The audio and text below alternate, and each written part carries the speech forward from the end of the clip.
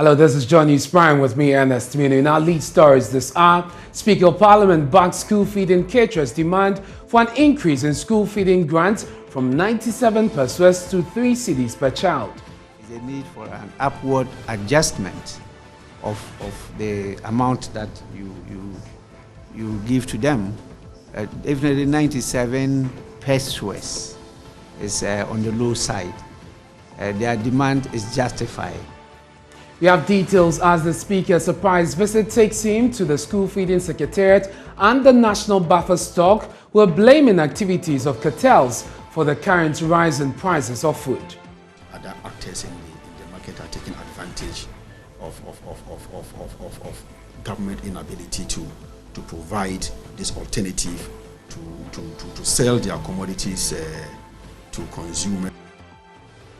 Also in this package, residents in the Mamprugu-Madure district of the Northeast region take to the streets to protest the rising insecurity in the area. There's no major road within the district that is safe to travel, especially after 6 p.m. We, the people, shall continue to defend ourselves against these irresponsible criminals as the police lack the fortitude to protect us. And the Ghana Journalists Association head to the polls. After almost 2 years of waiting, journalists in the country will on Friday elect new executives, which shine the light on the elections which have been fraught with legal tussles, bribery allegations and undue delays. Would want to see that going forward to make the association more attractive and put it back to where it had a lot of influence in national discussions. And of course, at 8 p.m. we have the latest in business. Beverly, what's ahead? So veterinary services warns of a possible outbreak of bird flu, but they say there's no money to control the disease. We don't have any operational fund that has been disbursed to the regional veterinary officer to carry out this disinfection. I and my staff, we are using our own money. And later at 8:30 p.m. we'll bring you Prime Sports. We'll hear from Black Stars captain Andre Ayew, who has appeared before a parliamentary committee investigating Ghana's poor showing at the AFCON 2021. Actually, a follow-up on the request by the Speaker of Parliament after I presented a statement on the floor of Parliament with regards to the outcome of the Cameroon should I say, the AFCON. Hello again, thanks for choosing us. In our first story, Speaker of Parliament Alban Badmin says the demand by school feeding caterers for an increase in school feeding grants is justified. The caterers want an upward review of grants from the current 97 pesos to 3 cedis per school child. The caterers embarked on a strike recently to drum home their demand. According to the Speaker, who paid a surprise visit to the School Feeding Secretariat, 97 pesos to feed a school child is woefully inadequate. That really there's a challenge. The challenge is in financing. Definitely the caterers, as we said, they do the pre-finance. And because of the global economic situation, which has definitely affected Ghana, there is a need for an upward adjustment of the amount that you give to them. Definitely 97 pesos is on the low side. Their demand is justified. But as to whether government can reach up to the 3 cedis a day is another issue we all have to discuss. It's with this that I want to call on other stakeholders, including the private sector and charitable organizations, to come on board. I think it's a very critical initiative, a very good initiative by the former president. It's a national policy that is supported nationally by all of us, and it's passed through various governments. So it's something that we should all put our hands on deck. And I want to assure you that Parliament will do our bit. We'll be taking the sector ministers on board. We'll give them a few queries, and then we'll look at it and see how we can support them to generate more revenue. The national coordinator of the Ghana School Feeding Program, Gertrude Kwashiga, assured that the concerns of the caterers will be dealt with. the MMDCs in the area, the regions also called on behalf of the caterers. And so for us, we rely on government for payments. And so we have assured them we will always continue to plead with them and to encourage them, and then to actually calm them down and to console them. Yes, we do that all the time. So I've assured them that last week we received 50 million Ghana cedis from controller. Last week, Thursday, I would say a week today. So we're able to use the Thursday, Friday to transfer the money to GIBS for payment. And so GIBS also did their due diligence and then prepared the file for payment. And then that payment went on Monday. Because of course the weekends, they don't work during the weekends. So we assured them that let's wait and see. But my fear is that we're in the salary period where workers are being paid their salaries. So I don't know whether there'll be money, but we are only praying, because we've talked to controller and then all the account staffs there, and they have assured us that we should take our time. So it's not too late. We'll still be hoping that something can drop. The Speaker's surprise visit also took him to the National Buffer Stock Company. He expressed concern about the recent hikes in food prices. You know how food is critical to our lives. It's one of the 5 most essential ingredients of human life. Apart from air, water, I think the next thing is what? Food. And after food, you can have clothing, and then the next, shelter over your head. These are the 5 critical ingredients of life, and we have to focus on it. So this was a very good initiative by earlier government. I think it was during the time of His Excellency Professor J.A. Mills that this was started. And it was for a very good purpose. And so recently, when it now came out to all of us that it looks like the school feeding program is collapsing, and the caterers had to react, and ladies usually, are very tolerant people. And the caterers, I can commend them highly for what they've done so far. For so many days, they are using their own resources. They're crediting food to feed our children. And now they are compelled to come out to cry because they owe and they cannot pay, and government is not able to pay. One of the ways or means of solving this is how we can get the National Food Buffer Stock Company properly stocked with food items to come in to alleviate at least the recent upsurge in food prices. And so my first visit is to see the state of the company, how you are faring, the challenges facing you, and how we could, particularly Parliament, react to try and solve this. Now, the CEO of the company, that's the Buffer Stock Company, Abdul Wahab Hanan, described the shortage of food and hikes in prices as artificial, created by food cartels. Our major challenge has to do with the other aspect of buffer stock, which is stocking for government emergency use as a food security, the buffer as a food security reserve. That has always been our challenge. Other actors in the market are taking advantage of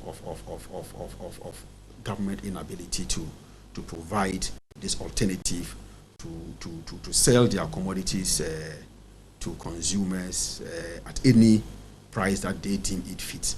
And some of them are making unrealistic profits, taking advantage of the situation to make unrealistic profits. So, Honorable Speaker, I am very happy. We are very happy to have you here, and knowing very well that we are the first institution you have visited. If there's going to be any action taken, we will be the first, because food is very, very important. Today we are keeping oil for a raining day, bust, and food is also very, very important. I'm not sure our armies can go to war on an empty stomach. Our students can also learn on an empty stomach. And I'm very happy with your opening remarks when you said food, apart from air and the water that we drink, food is very, very important. And my lieutenants here, men and women, are very much capable to handle any expanded project of the government. Let me take you now to the Upper West region, where the branch of the National Association of Graduate Teachers there are threatening to impress on the National Association to declare a nationwide strike should government continue to turn a deaf ear to their concerns. The graduate teachers at a press conference in Wa and addressed by the Upper West Regional Chairman Harun Yusuf Kadir say they are now living on life support and can't bear the brunt of the harsh economic conditions anymore. They are prepared to lay down their tools if the situation fails to change by end of June. Join News' Upper West Regional Correspondent Rafiq Salam reports.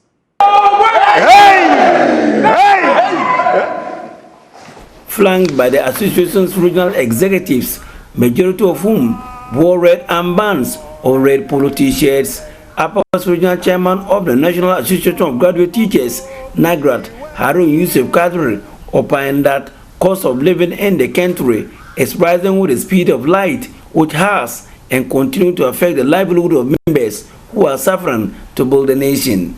He noted that prices of petroleum products, coupled with the introduction of new taxes, has further worsened the plight of the teacher, and yet the salary of the latter remain unchanged. Price of fuel, goods and services continue to rise by the day, in addition to introduction of new taxes, which has worsened already bad situation, yet the teacher's salary remains the same. Between January and now, fuel prices have increased by over 50%. The teacher today is virtually living in a life support. Harun Yusuf Kadri juxtaposed prices of some commodities at the markets between January and June this year and the increasing inflation in the country. In January this year, a cake of geisha soap was selling in the open market at 3 Ghana cedis. Today, it is 7 cedis. A tin of ideal milk, which was sold at 3 cedis 50 pesos, is now sold at 7 cedis. Cement was 48 Ghana cedis. Today, it is 68 Ghana cedis. As for iron rods, the least spoken of it, the better. 1 gallon of Azar paint container full of tomatoes was 7 cedis in January. Today, it is 35 Ghana cedis. Almighty Momo of 1% tax has also escalated to 2.25%. In January 2022, inflation was 13.9%, and in May, it doubles 27.6%. He recorded several calls made by NAGRAT and other sister associations, drawing the attention of the government to their plight, which the government has turned a deaf ear to. Prior to this request by the Secretary General of TUC in November 2021, NAGRAT, NAT, CCT, and TEWE had made similar requests. Again, on June 7, 2022, the Vice President of NAGRAT, Mr. Jacob Anaba, held a press conference requesting government to, as a matter of urgency, grant workers COLA of at least 20% to ameliorate the hardship that the Ghanaian worker is going through.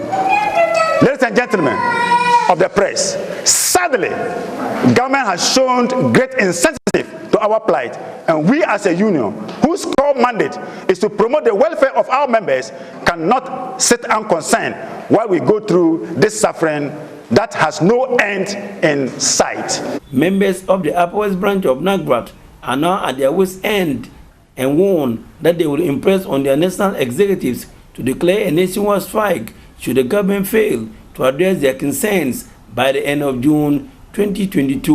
We have come to our wit's end. We can no longer bear the pain. We, Upper West NAGRAT, therefore demand of our national leadership that if at the end of June 2022, our call call for kola is not heeded too. They have no option than to pay heed to the clarion call of our members to lay down our tools. Reporting for J News, Rafik Salam. Wow. Nagrad. Now, some residents in the Mamprugu-Maduri district of the Northeast region took to the streets to protest the rising insecurity in the area. The residents held placards, stakes, and other objects and marched through the community to demonstrate against the frequent robbery attacks and kidnappings by armed men.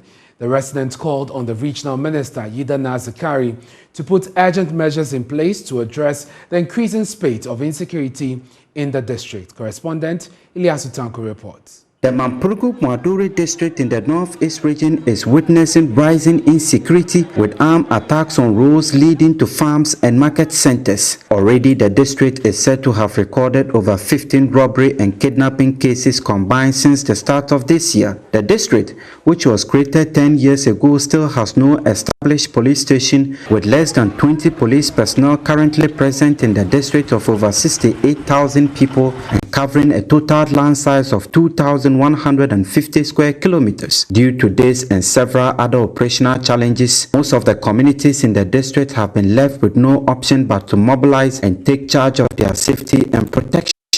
This was the case on the 20th of last month in the district when 4 armed robbers arrived on motorbikes to attack a fuel station in the Kubori community. The residents responded to the attack, leading to the arrest of one of the attackers, who was said to have died later and was secretly buried. In reaction to the death of the suspected robber, armed security personnel from the Regional Police Command stormed the communities on the 9th of last Saturday, June 18th. 25 people, including minors, were arrested, whilst others said they were tortured by the security personnel, leaving them with injuries. This young man is one of the victims. He is completely broken and paralyzed as he narrates his ordeal that night. They used the butt of their guns to knock my eyes repeatedly. I cried out to my mother. I said, "They have damaged my eyes." As my mother rushed to my rescue, they shoved her off and continued to beat me until I blacked out and was unconscious. His mother, who could not recollect her age but is believed to be over 70-year-old, corroborates the narrative of her injured son. They were telling me to get inside, but I refused and told them I would rather die with my son than stand to watch them kill him. That once I rushed to save him, they would push me off and drag me to the ground. I have bruises all over my body.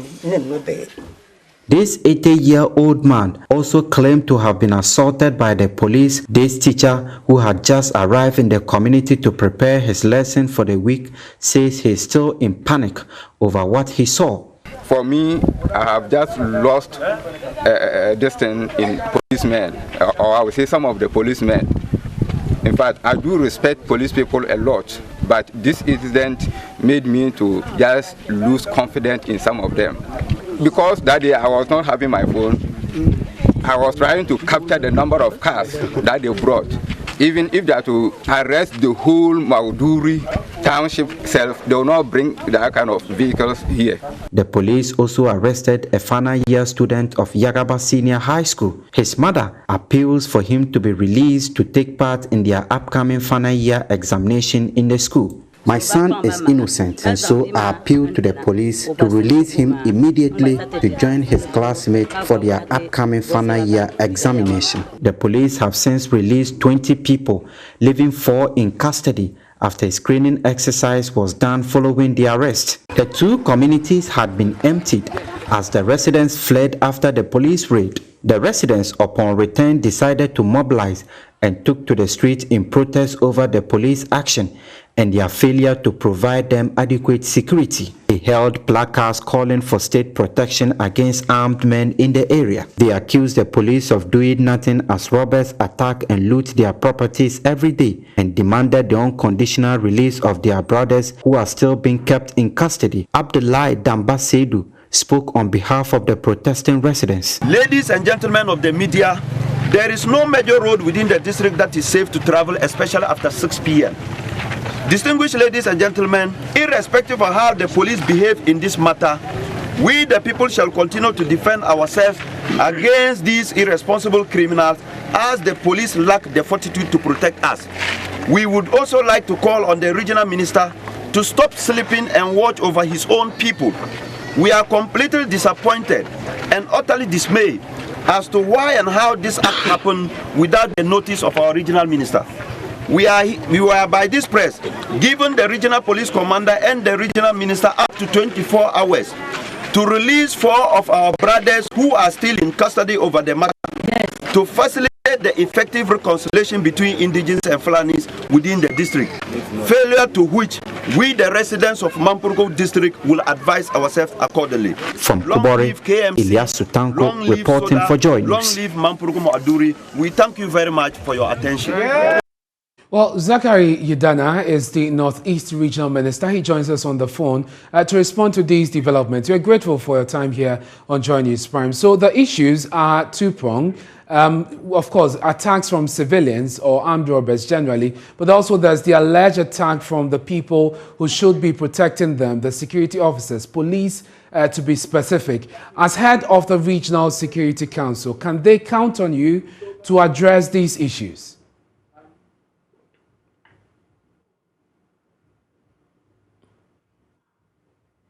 Hello, Mr. Idana, can you hear me?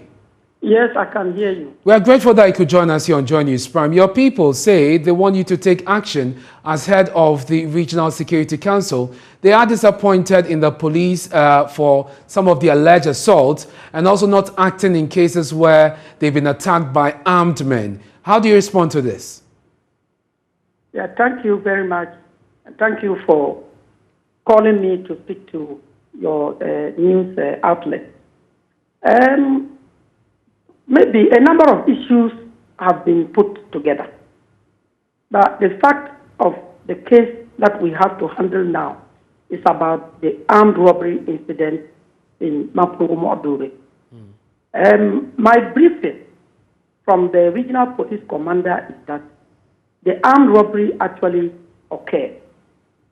In the process, there was a case of somebody killed, and a report formally made to the Ghana Police Service by the Burkinabe ambassador to Ghana. It was a written complaint about this issue and calling on the police to take action. Yeah.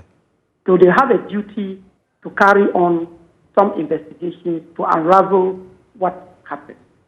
So in their investigation, the preliminary findings point to the fact that, yes, there was armed robbery, but it appears the one that has been killed, from their investigation, could have been a case of mistaken identity. Okay. But whatever it is, they are into the matter to try to get to the bottom of it. Some arrest was made involving some 25 people from the community, Yango community. Yeah. When they were sent to the regional police command in Alergo, they quickly went through the necessary identification process. And those who were found not have to have been part of the video recording that they have in their possession were granted bail. And I recall that night I was with the police commander up to about 9 p.m. when they went through the processes. And the DCE from Mampurgo, Honorable Abu Adam, was asked to support for us to get a vehicle to move them to Adwale, and they continued to their hometown. So how many people were let go?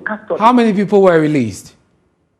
In all, there were 25 arrested. 21 of them were released. Okay. So the 4 are on remand. And what that means is that they were taken to court. They were taken to court. So Ghana is a nation of law. And once this has to do with Burkina and Ghana, there are international protocols. They are our neighbors. So if the complaint came to them from His Excellency, the Ambassador of Burkina, for them to do due diligence, I'm just clear in my mind that we allow them time to do whatever they have to do to get to the bottom of this matter. Well, the residents in that report that we got, Mr. Idana, the residents in that report are actually contesting the fact that the 4 who are still in police custody are actually accountable for what happened, the incident. And they say that within 24 hours, they want to hear from you. Otherwise, they would advise themselves. I don't know what exactly that means. But what that is the point I'm just trying to make. Yeah. They are on remand. Remand means that they are in lawful custody. It doesn't lie with me as the regional minister to just go and give a directive to the police to get them released. We will have to follow through due process. Indeed. And I think exactly that is what is happening. The regional commander told me that they have to appear in court on the 29th. So let's see how things pan out when they appear in court. So a nation that is governed by law, it doesn't lie within my power to just give instructions to the court or to the police to get them released. Indeed, that is right. But seeing that they are threatening to go on the rampage within 24 hours, I'm wondering what you can do within the period. Due process must be followed. Yes, that is right. But will we have some form of engagement with the resident in order to calm them down? To you, I have just returned from the community, barely 2 minutes before your call came in. Very well. I went there to meet the chief of Kubori, the one acting in the stead of the chief. Okay. We went to Irangu to also meet the chief of Irangu community. And I had engagement with them. I went with the regional police commander just to let them understand that, yes, we have a problem on hand, but we need the chief to talk to the youth, to try to understand issues and let the law take its due process. We are grateful that you could join us. Thank you very much. That's the Northeast Regional Minister, Idana Azikari, joining us there on the issues of insecurity in the region. Now, 11 aspirants for main positions. I'm talking about the elections for key positions: Presidential, General Secretary, Organizing Secretary, and Public Affairs in Friday's Ghana Journalists Association elections. So after 2 years of waiting, journalists in the country can finally elect new leaders in all 16 regions, with 5 polling stations in the Greater Accra region alone. Ahead of the polls, there have been allegations of bribery, a long legal tussle. There was also the resignation of the chairman of the elections committee days before tomorrow's poll, threatening the success of the elections. We'll hear from the outgoing general secretary of the association, who is seeking re-election himself on Friday. But first, here are some journalists speaking on the long wait to elect executives and the impact that has had on the profession. Long overdue, expecting elections to elect GJ executives. As you know, GJ has always been there for the media.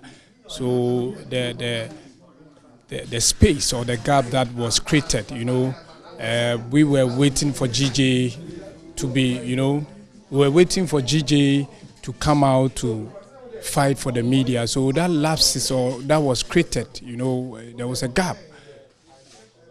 So now that there's going to be an election, I think we need to vote for best candidates so that they manage the affairs of the Ghana Journalists Association. It's quite interesting that the last 2 years, the Ghana Journalists Association have not been able to hold elections to elect new executives.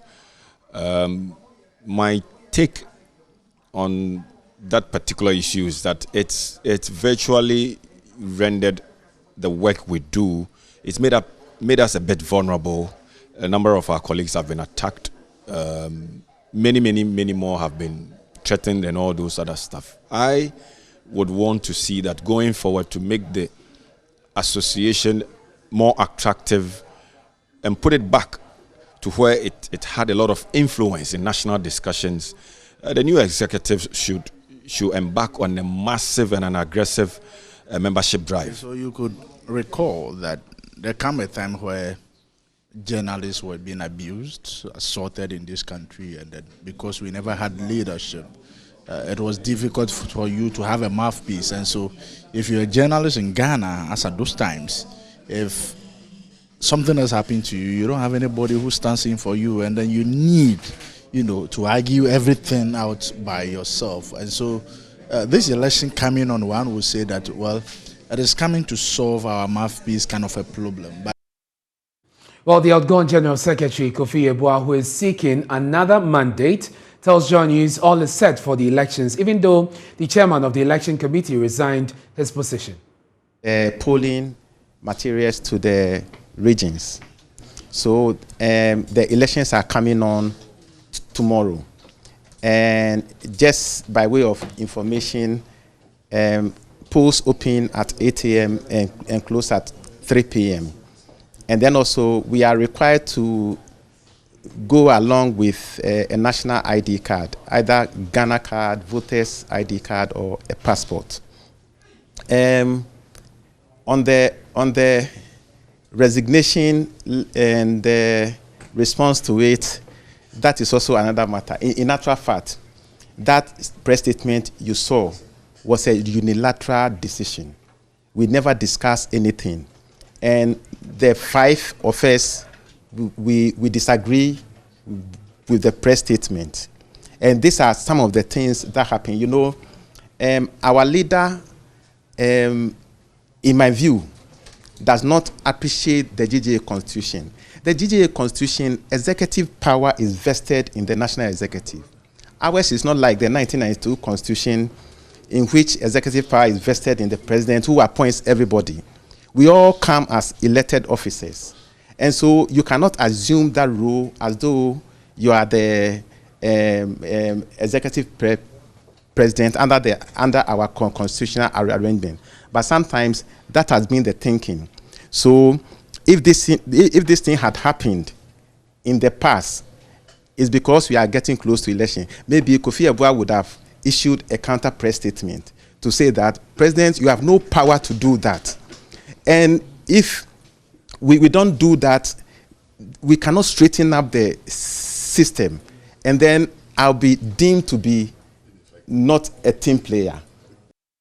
Well, presidential aspirant David Benu says halting attacks on journalists will be his topmost priority to ultimately restore Ghana's enviable spot on the press freedom rankings. I am personally tired. I've been campaigning for 2 years for this election. I was hoping that by Friday it will be over, that I can have some sleep. But it appears the problems keep coming, and it's concerning. But I am hopeful that between today and tomorrow, the issues surrounding the resignation will be resolved so that we can hold the election on Friday and then move on with it. I'm not part of the executive of the GJA. I used to be, but I ceased to be long time ago. Now, having been part of the leadership, I realize that GJA in itself is handicapped when it comes to defending the journalist under attack. It's limited because GJA do not have the coercive power of state to deal with the issues the way they want to deal with. They'd have to go through the police, they have to go through the courts. And if matters of that nature is before the court, there's very little you can do. But my position is that, why don't we work with Parliament to enact laws that we can use by ourselves to deal with such situations? And before that is done, we need to put together a group of lawyers. Unfortunately for us, a lot more journalists are going into law. And we put them together to also deal with the issues to its logical conclusion.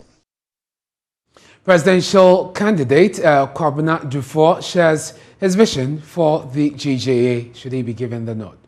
I think it's important to know that the time is here for private media practitioners to also take charge and steer the affairs of our great association.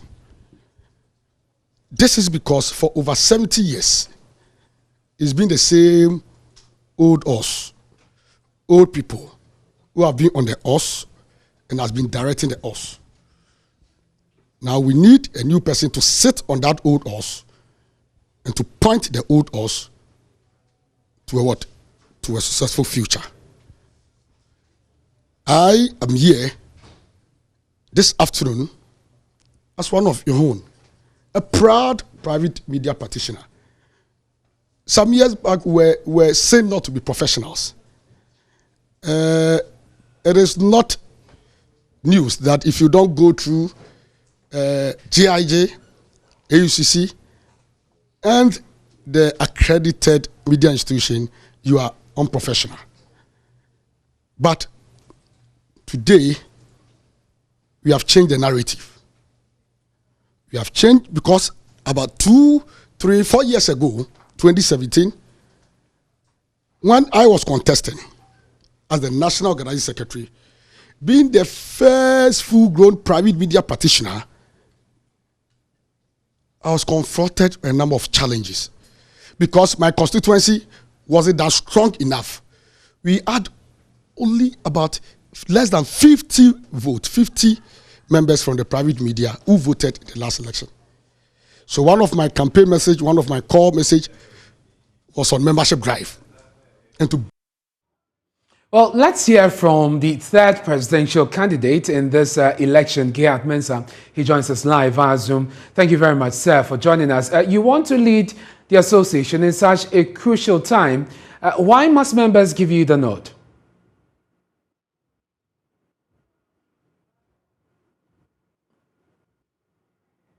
Well, Mr. Mensah, you'd have to unmute if your device is muted. But I want to find out from you why members should vote for you to be GJA president in such a crucial time.